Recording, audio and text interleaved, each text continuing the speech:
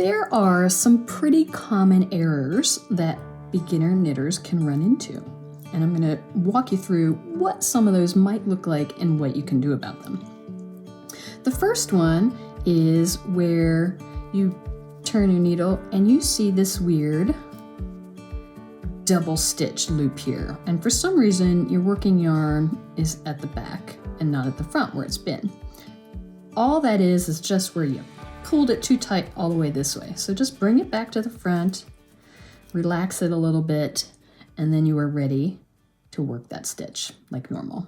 The next thing that you might notice is you might end up with more stitches than you planned.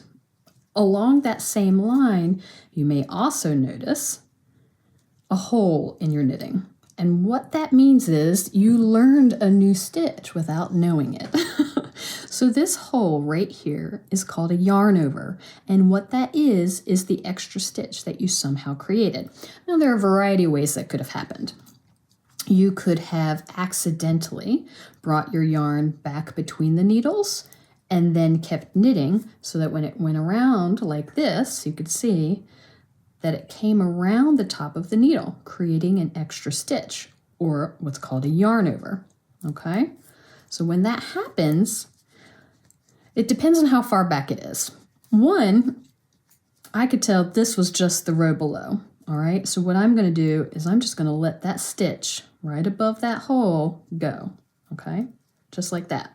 If you are not comfortable with that, I want you to remember that your first project is a practice piece. So be okay, learn to be okay with those little holes or those little drop stitches that might happen, because those things happen. It's through that practice and being able to recognize them when we see them that helps us get better over time.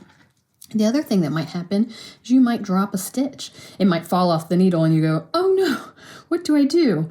If it's just where it fell off the needle, you just want to very quickly put it back on, okay? If it dropped a couple rows below, say it went like that, okay? We still want to grab it, all right? And our first step, because we're working in garter stitch here, we can try to save it by picking up these strands. See, these are the old stitches that fell out of it, okay? So we've dropped 2 rows back. We know the last row brings that bump to the front. So if it's 2 rows back, you're going to pick up that bottom strand and come up, pick up the stitch and drop it up and over off the needle. So there I've saved one, and now I have this top strand here. Now I'm going to slide both stitches over and place that loop right here. Come from behind, drop it up, over, so we have that loop right here. Now I'm going to slide it back.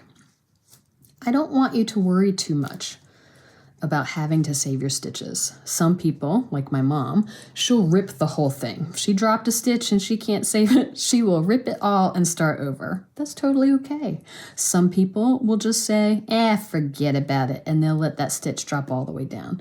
You'll have a nice little ladder going on in there, but you can always call that a design element. Totally up to you. It's completely up to you. This is a beginner project, so let yourself learn. Let yourself make mistakes and learn from those mistakes. So don't be afraid of drop stitches or extra stitches. But on that same note, it helps if every row you count how many stitches you've ended up with so that you can see before you get too far gone, so you can see if you've dropped a stitch or added a stitch in that particular row. They're definitely easier to save at that point.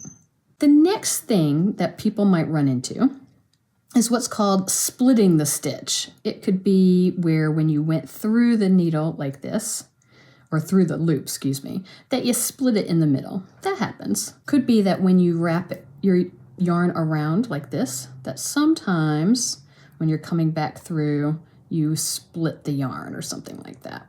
I did it by accident earlier, but now I can't seem to do it on purpose. So it could look like that, where I didn't quite pull it all the way through. You see it split there. All I need to do is just pull that split yarn off, or just completely undo the stitch, which that looks like this. Come in to this loop. See how it's hanging on the stitch on the needle back here? Going to come into that loop from the front to the back.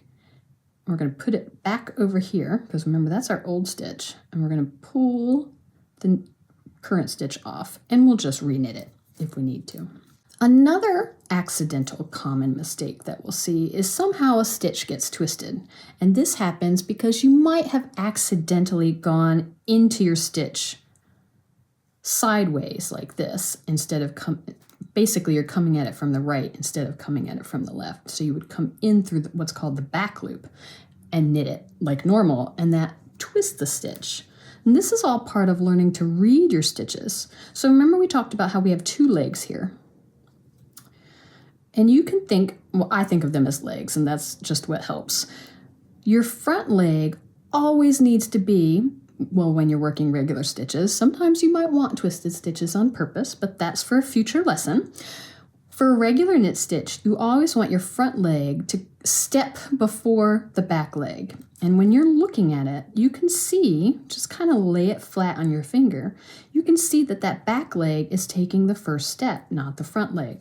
That means it's twisted. So basically, to untwist it, we want to just grab that stitch from behind. This is what I do.